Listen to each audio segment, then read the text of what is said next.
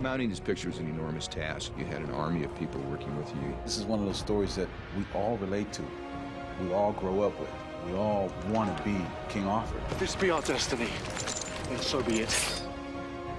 Sort of ideas I think we have about King Arthur come from this sort of very romantic story we have in our heads. My father told me great tales of you. We haven't actually seen a King Arthur film set at this particular period. We're trying to make a gritty, real film set in the Roman era, and I think we've succeeded in that.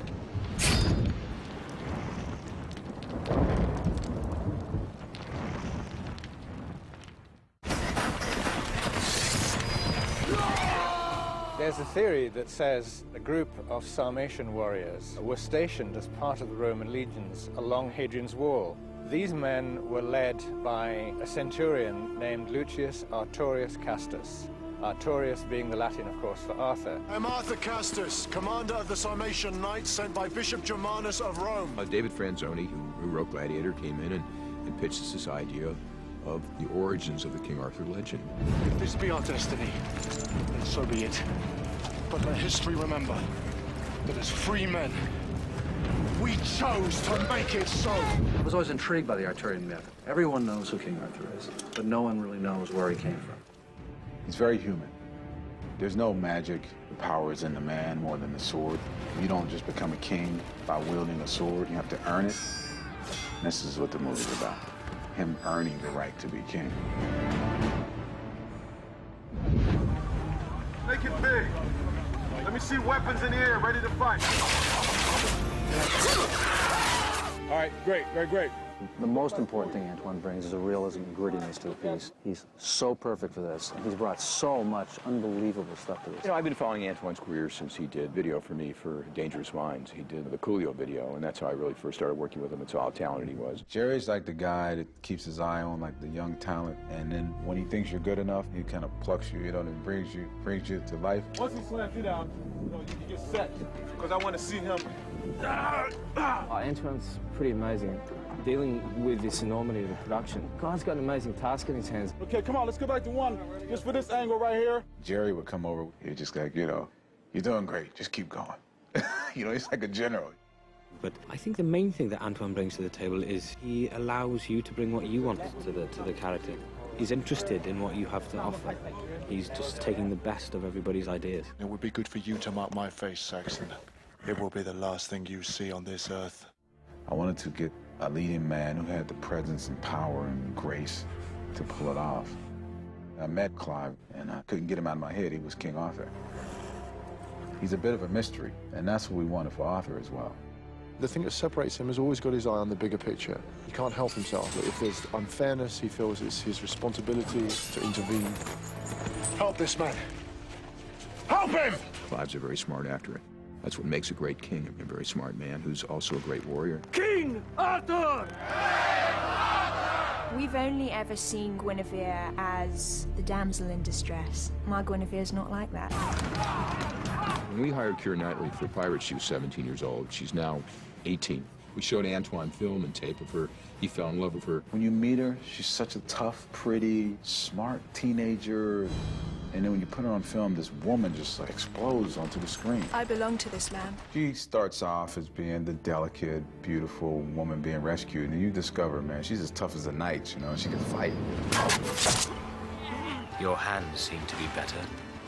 It took us forever to find Lancelot, and then we met Yoan, and I was just like, he's it. He's got this boyish charm about him. He's like this kid in a way, but he's got a darker side as well. I think Lancelot is the voice of reason. Lancelot believes in the earth and what he can touch, and what he can feel, or what he can kill. He loves Arthur as a friend, and however much he disagrees with his actions, he has to go along as a friend. Ireland worked out for a lot of different reasons because it's lush and it's big and it's dark most of the time. And I think you have to feel it too. You need to be in European soil. The wall had to be real. I had to be able to get up on the wall in the film. I had a battle scene at the end that I wanted people fighting on the wall. This huge expanse of wall, which is Hadrian's Wall, was built to keep out the marauding barbarian Picts or Woads who otherwise were pouring down into the south. It stretches all the way across this neck of land, severing the northern part of the island from the rest of it. We took measurements of the stones and the things they actually used when they built the wall, and we made our molds the exact same size. When you build this sort of huge set, you are facing quite a lot of issues. The wall took 4.5 months to be built. The crew was more or less 250 persons. It was the main set of the movie, so it was a very big construction. Antoine, when he used his helicopter shots, you could see the scope of this wall.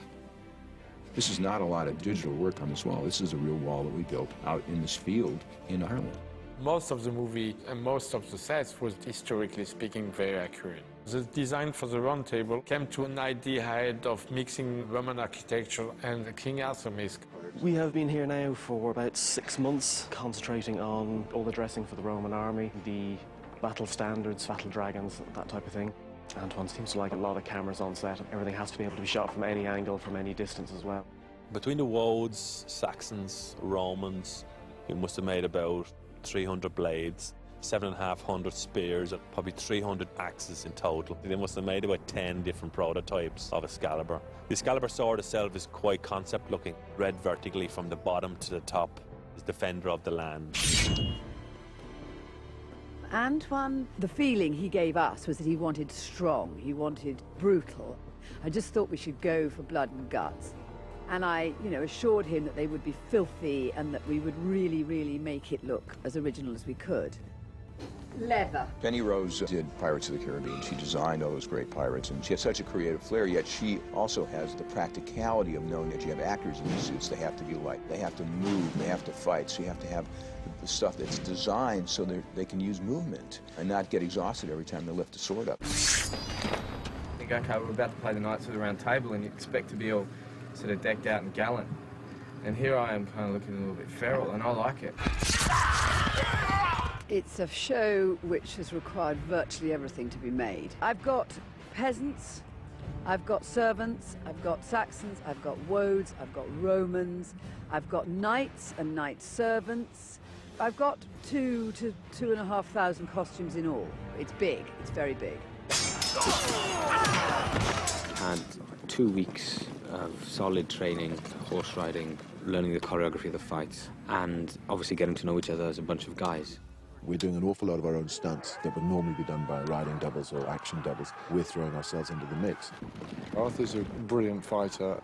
People talk about this incredible sword, but it's not a magic sword. It's the way he uses the sword that's more important.